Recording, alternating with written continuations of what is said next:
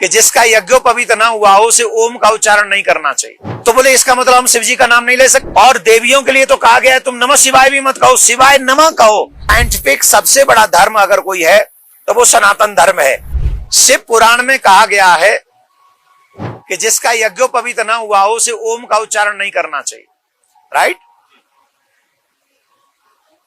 जिसकी वैदिक क्रिया पूरी नहीं हुई हो उसे ओम का उच्चारण नहीं करना चाहिए।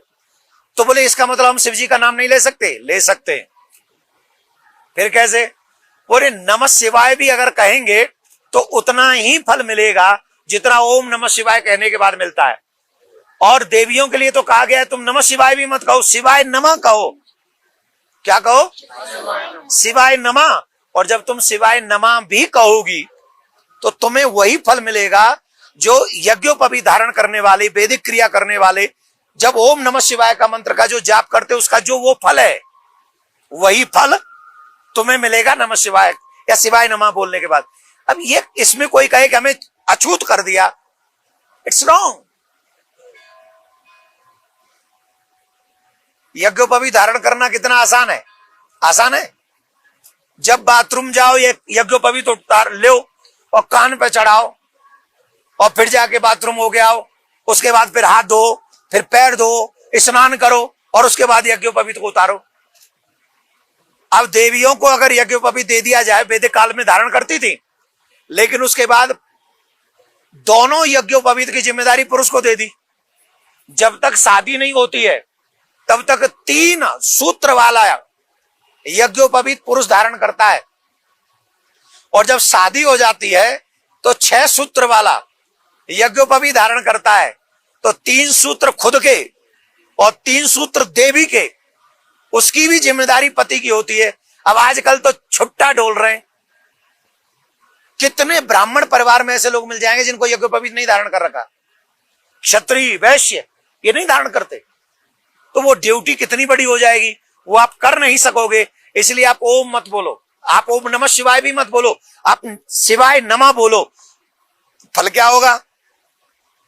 वही सेम, मतलब तुम्हें जिम्मेदारियों से मुक्त कर दिया और नमः शिवाय नमः बोल के वही फल प्रदान कर दिया। तो बताइए शिव जी ने अच्छा किया कि बुरा किया? अच्छा किया। पर अज्ञानता के कारण हमें वो बुरा लगा, अरे हमको तो ओम नहीं बोलने दे रहे। बाबू उसके पीछे और भी व्यवस्था लगी हैं, उन ड्यूटियों से आपको मुक्त कर दिया है। साइंटिफिक सबसे बड़ा धर्म अगर कोई है तो वो सनातन धर्म है। 5 तत्वों पे आपका जीवन है। छित जल पावक गगन सबीरा, पंच रचित ये अधम शरीरा। वो कहते हैं I don't believe in God. तो without water you try to live, without air you try to live. Who made the water, who made the air, who made the fire? किसने बनाया है? बनाया है। इसके बिना आपका जीवन नगण्य है। इसके साइंस है कि नहीं? आपके बॉडी में 70% वाटर है, साइंस इंप्रूव करता है। और वाटर भगवान ने बनाया। आपके शरीर में अग्नि भी है, जो आप भोजन करते हैं जिसे जठराग्नि कहते हैं, वो अग्नि उसे पचा देती है। अगर वो भोजन पचाना बंद कर देती है तब आप जैसे डॉक्टरों की जरूरत पड़ती है, लोग बीमार होकर आपके पास जाते हैं। तो कहने का मतलब है युवाओं को ज्ञान नहीं है, लैक ऑफ नॉलेज। वो भटक क्यों रहे? सनातनियों को नॉलेज नहीं है, बच्चों को न वेद की नॉलेज है, न पुराण की नॉलेज है, न गीता की नॉलेज है, न रामायण की नॉलेज है। और मुसलमान भाइयों के बच्चों को 99% कुरान की नॉलेज है। क्रिश्चियन भाइयों के बच्चों को 90% बाइबल की नॉलेज है। हमारे बच्चों को नॉलेज ही नहीं। और नॉलेज नहीं है तब वो कुतर्क करते हैं। Who has seen God? I have one question. Who has seen soul? Who has seen pain? तो इसका मतलब दर्द नहीं है। साइंस सूरज को मानता है, साइंस सूरज को मानता है, नदी जल को मानता है, पवन को मानता है, साइंस मानता है। और इसी पे हमारा जीवन निर्धारित है। और ये प्रकृति का निर्माण परमात्मा ने किया है। प्रकृति और ईश्वर 2 के द्वारा ही संसार चलता है। ये मेरे वेदों का कथन है, ये मेरे पुराणों का कथन है। अब अगर सबसे पहला काम हमारा यह है कि हमारे बच्चों को माँ बाप इसका ज्ञान कराएं। बचपन से ही उन्हें थोड़ा रामायण का पाठ और थोड़ा गीता का पाठ कराएं। अगर पाठ नहीं कर सकते तो उन्हें थोड़ी नॉलेज दें, जिससे उन्हें पता चले राम क्यों आए, जिससे उन्हें पता चले सीता क्यों आई, इससे पता चले यमराज से सावित्री लड़के अपने पति के प्राण कैसे ले आई।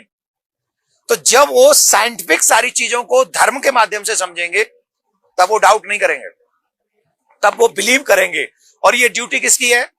मम्मी पापा की, दादी दादा की, नानी नाना की, टीचर्स की, हम जैसों की। हमारी भी है, हमारी भी है। पर मम्मी पापा अपनी ड्यूटी नहीं निभाते, दादी दादा पे टाइम नहीं है। टीचर्स कहते हैं why do you put the tilak, वो कहते तिलक लगा के नहीं आ सकते। तो हमें बनाने वाले ही जब बिगड़ जाएं तो बच्चों के मन में तो संदेह होगा ही ना साहब। बुखार सही करना था, दवाई लेनी थी, बल्कि बुखार को और खराब कर सके ऐसी खीर और पी ली हमने जो 6 महीने पुराने बुखार को ले आए, तो हमारा जीवन नष्ट हो जाएगा।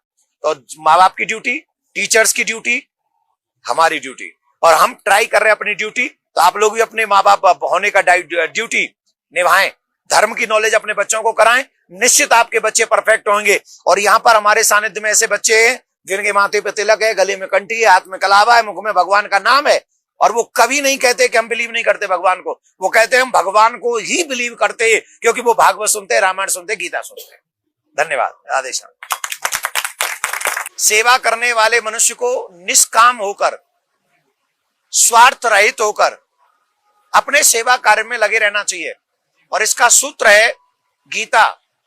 और भगवान कहते हैं कर्मण्यवाधिकारस्ते मा फलेषु कदाचन, तू काम कर, फल की इच्छा मत कर, फल में दूंगा। सेवा करने में 4 बुराई मिलेगी ही मिलेगी। हमें तो मजा तब आए जब मर्डर करने वाले के मुंह पे कोई बुराई करके दिखाए, जिसके हाथ में रिवॉल्वर हो और एक मर्डर करके सामने खड़ा हो, किसी की मां ने दूध पिलाया उसके मुंह पे बोल के दिखाए, नहीं बोलेगा। लेकिन जो सेवा कर रहा होगा, जो अच्छा काम कर रहा होगा, वो चिबिर चिबिर वाले उसके पीछे लग जाएंगे।